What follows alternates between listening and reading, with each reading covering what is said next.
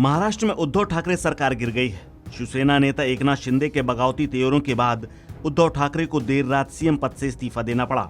अब बीजेपी सरकार बना सकती है। वहीं बीजेपी प्रदेश अध्यक्ष चंद्रकांत पाटिल ने कहा कि देवेंद्र फडणवीस और एकनाथ शिंदे मिलकर अगला कदम उठाएंगे। सूत्रों के मुताबिक अब उद्धव के इस्तीफे के बाद बीजेपी के देवेंद्र फडणवीस सरकार बनाने का दावा पेश कर सकते हैं। इतना ही नहीं, मुंबई बीजेपी ने ट्वीट करके ये भी कहा कि ये तो सिर्फ झांकी है, मुंबई महापालिका अभी बाकी है। महाराष्ट्र की राजनीति ने बुधवार को एक बार फिर से करवट ली। उद्धव ठाकरे ने फ्लोर टेस्ट से पहले ही बुधवार देर रात राज्यपाल भगत सिंह कोश्यारी को अपना इस्तीफा सौंप दिया। इसके बाद कयास लगाए जा रहे हैं कि बीजेपी महाराष्ट्र में सरकार बना सकती है, क्योंकि उद्धव के इस्तीफे के बाद राज्य के पूर्व मुख्यमंत्री और बीजेपी नेता देवेंद्र फडणवीस ने ट्वीट कर कहा कि यह गुरुवार को सूबे की राजनीतिक घटनाक्रम को लेकर अपने अगले कदम के बारे में जानकारी देंगे। जानकारी के मुताबिक शिंदे गुट के विधायक भी गोवा पहुंच चुके हैं। न्यूज एजेंसी के मुताबिक बीजेपी के अगले कदम के बारे में पूछे जाने पर महाराष्ट्र बीजेपी अध्यक्ष चंद्रकांत पाटिल ने कहा कि अगला कदम फडणवीस और एकनाथ शिंदे तय करेंगे। इसके साथ ही राज्य बीजेपी इकाई ने अपने सभी विधायकों को मुंबई में इकट्ठा होने के लिए कह दिया है।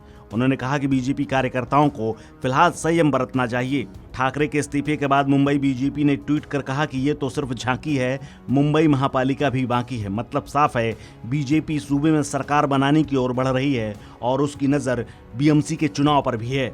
वहीं उद्धव के इस्तीफे के बाद देवेंद्र फडणवीस ने कहा कि मैं पार्टी के रुख को गुरुवार को आपको बताऊंगा। वहीं बीजेपी ने फडणवीस हाउस में सुबह कोर कमेटी की बैठक बुलाई है। हालांकि देवेंद्र फडणवीस ने देर रात भी विधायकों के साथ मीटिंग की है। उन्होंने ट्वीट कर कहा कि मुंबई में बीजेपी और निर्दलीय विधायकों की बैठक हुई।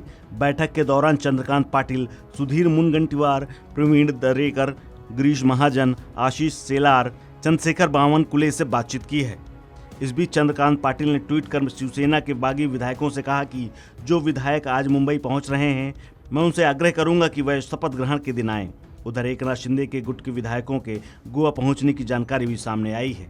बताया जा रहा है कि गोवा के मुख्यमंत्री ने देर रात शिंदे और अन्य विधायकों के साथ होटल ताज में जाकर मुलाकात भी की है।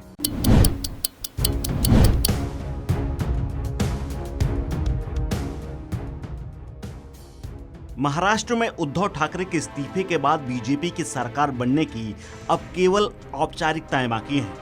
शिवसेना के बागी नेता एकनाथ शिंदे और बीजेपी देवेंद्र फडणवीस दोनों ने नई सरकार के गठन को लेकर तैयारियां शुरू कर दी हैं। फडणवीस जहां विधायकों के साथ बैठक कर रहे हैं, वहीं गोवा में शिंदे भी बीजेपी के साथ नई सरकार के गुणा भाग करने में लगे हुए हैं। राज्य में नई सरकार का क्या समीकरण होगा और कौन कौन इसमें शामिल होंगे, इसको लेकर के भी बीजेपी फूंक फूंक कर कदम उठा रही है।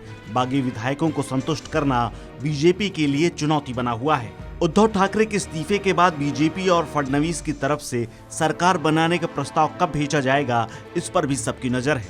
फडणवीस राज्यपाल से मिलकर राज्य में नई सरकार बनाने का दावा कभी भी पेश कर सकते हैं। चूंकि बीजेपी राज्य की सबसे बड़ी पार्टी है, तो फडणवीस के दावे के बाद राज्यपाल उन्हें सरकार बनाने के लिए कह सकते हैं।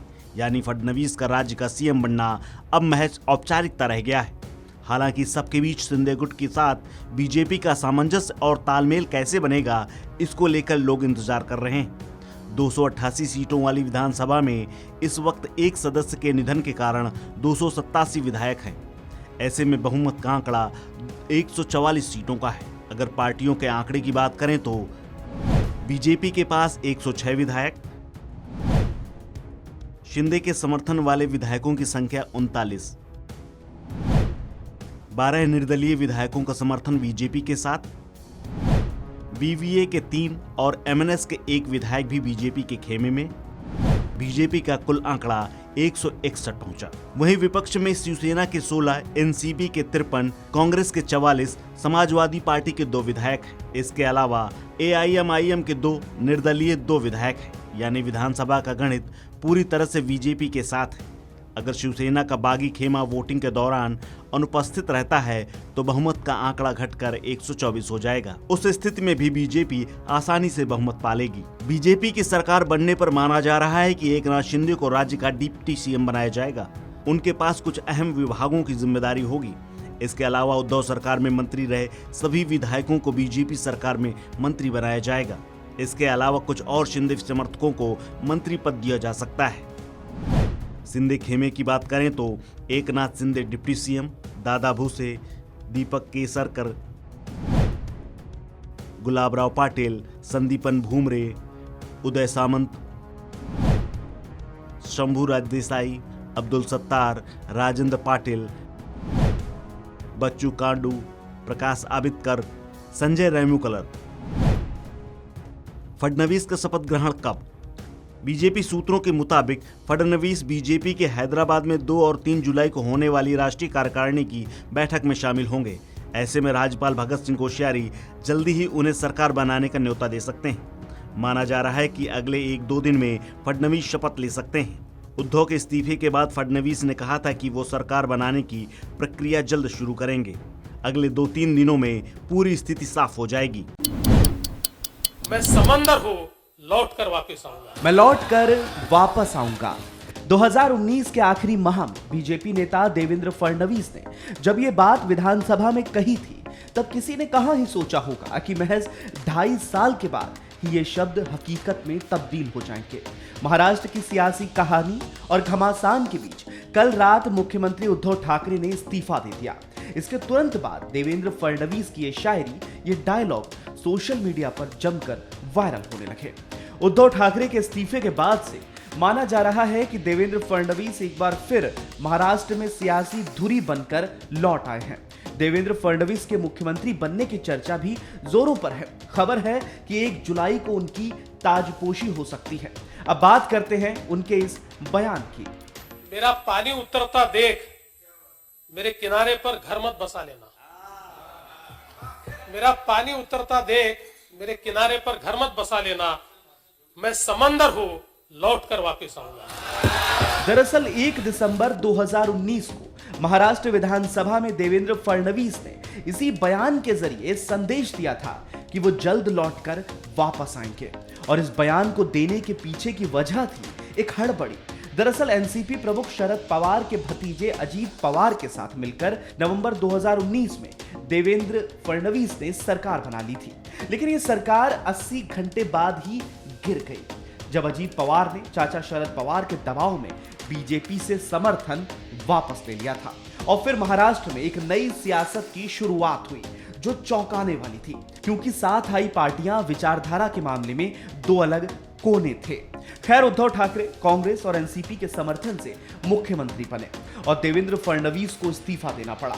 इसके बाद विधानसभा में देवेंद्र फडणवीस ने यह शेर मारा था। हालांकि बाद में उद्धव सरकार बनने पर भी देवेंद्र फडणवीस के पास हमला करने के लिए सीमित जगह थी, क्योंकि कुछ रोज पहले तक शिवसेना और बीजेपी साथ थे। लेकिन शिवसेना के ऊपर सबसे बड़े आरोप ये लगे थे कि सरकार बनाने के लिए उद्धव ठाकरे ने अपनी विचारधारा से ही समझौता कर लिया। बस इसी लाइन को पकड़कर बीजेपी लगातार शिवसेना पर हमलावर रही और आखिर में आज का दिन जब उद्धव सरकार लगभग जा चुकी है और फडणवीस सरकार लगभग आ चुकी है। दिल्ली के विज्ञान भवन में आयोजित उद्यमी भारत कार्यक्रम में पीएम नरेंद्र मोदी शामिल हुए। इस दौरान उन्होंने rising and accelerating MSME performance योजना, पहली बार एमएसएमई एक्सपोर्टर्स की क्षमता निर्माण और प्रधानमंत्री रोजगार सृजन कार्यक्रम की नई सुविधाओं की शुरुआत की। अपने संबोधन में पीएम मोदी ने कहा कि हमारी सरकार सूक्ष्म, लघु और मध्यम सेक्टर को सशक्त बना रही है। उन्होंने कहा कि लोकल उत्पादों को हमने ग्लोबल बनाने का संकल्प लिया है। हमने मेक इन इंडिया के लिए लोकल सप्लाई चेन बनाने का काम किया है। इससे विदेशी सामानों पर निर्भरता कम हुई है। हमारे यहाँ बचपन से एक श्लोक सिखाया जाता है और ये श्लोक हम सब ने सुना है, उद्यमेन ही सिद्ध्यन्ति कार्याणि ना मनोरथै। यानी उद्यम करने से ही सिद्धि मिलती है, सिर्फ सोचते रहने से कुछ नहीं होता।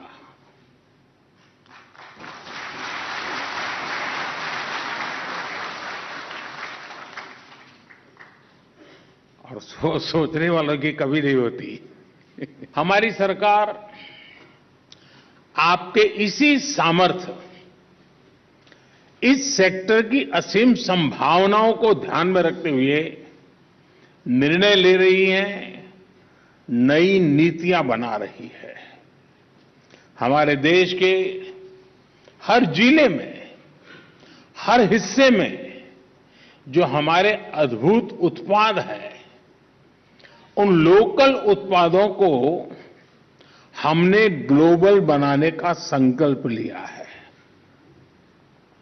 प्रयास ये है कि मेक इन इंडिया के लिए लोकल सप्लाई चेन बने, जो भारत की विदेशों पर निर्भरता कम कर सके। और इसलिए एमएसएमई सेक्टर का विस्तार करने पर अभूतपूर्व बल दिया जा रहा है। लेकिन ये सूक्ष्म, लघु और मध्यम उद्यम भारत की विकास यात्रा का बहुत बड़ा आधार है।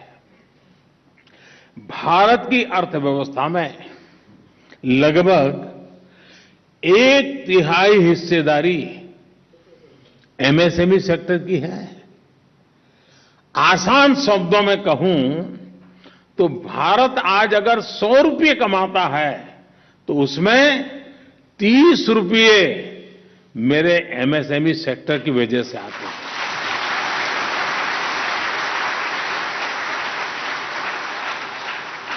एमएसएमई सेक्टर को सशक्त करने का मतलब है पूरे समाज को सशक्त करना, सबको विकास के लाभ का भागीदार बनाना, सबको आगे बढ़ाना।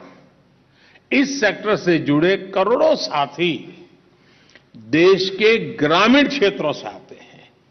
इसलिए एमएसएमई सेक्टर देश के सूक्ष्म, लघु और मध्यम उद्योग सरकार की सर्वोच्च प्राथमिकताओं में से एक है। भारत में पिछले कुछ हफ्तों से रोजाना कोरोना के मामलों में लगातार उछाल देखने को मिल रहा है। स्वास्थ्य मंत्रालय के जारी आंकड़ों के मुताबिक पिछले 24 घंटों में देश में कोरोना के 18,819 मामले सामने आए हैं। बीते कल के मुकाबले भारत में कोविड-19 केसों में 29.7% का उछाल आया है। इसी के साथ पिछले 24 घंटे में कोरोना से 39 लोगों की मौत हो गई है। देश में एक दिन में कोरोना के 18,819 नए मामले सामने आने से संक्रमित लोगों की कुल संख्या बढ़कर 4,34,52,164 हो गई है, जबकि 39 मरीजों की मौत के बाद मृतकों की संख्या बढ़कर 5,25,116 हो गई है। कोरोना के मरीजों की संख्या बढ़ने के साथ ही देश में एक्टिव केसों की संख्या में भी लगातार इजाफा हो रहा है। अब देश में कोरोना संक्रमितों की संख्या 1,04,555 हो गई है। राहत की बात यह है कि पिछले 24 घंटे में कोरोना को मात देकर स्वस्थ होने वालों का आंकड़ा 13,827 रहा है। इसी के साथ अब तक देश में 4,28,22,493 लोग इस महामारी से सही हुए हैं।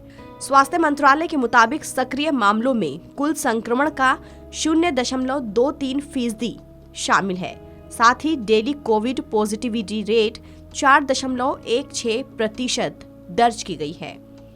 कोरोना के आंकड़ों पर नजर डालें तो राष्ट्रीय राजधानी दिल्ली में 5.87 दैनिक पॉजिटिविटी रेट के साथ कोविड-19 के 1,109 मामले मिले हैं और एक मरीज ने दम तोड़ दिया।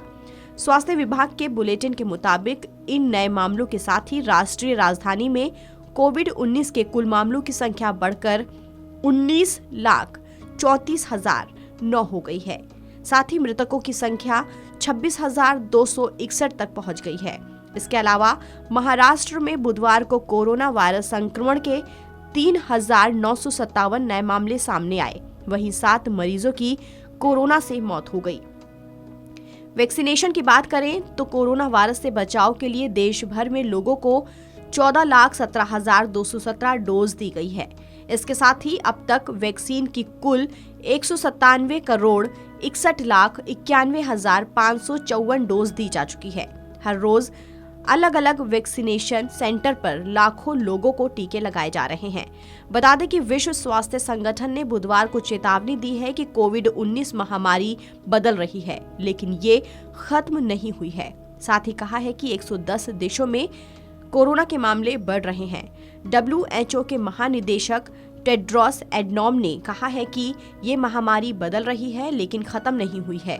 कोरोना वायरस को ट्रैक करने की हमारी क्षमता खतरे में है क्योंकि रिपोर्टिंग और जीनोमिक अनुक्रम घट रहे हैं, जिसका मतलब है कि ओमाइक्रोन को ट्रैक करना और भविष्य के उभरते वेरिएंट का विश्लेषण करना कठिन होता जा रहा है। उन्होंने आगे कहा, कोविड-19 BA.4 और BA.5 के मामले 110 देशों में बढ़ रहे हैं, जिससे कुल वैश्विक मामलों में 20% की बढ़ोतरी हुई है। फिलहाल इस खबर में इतना ही। देश और दुनिया की तमाम खबरों के लिए आप बने रहिए वन इंडिया हिंदी के साथ।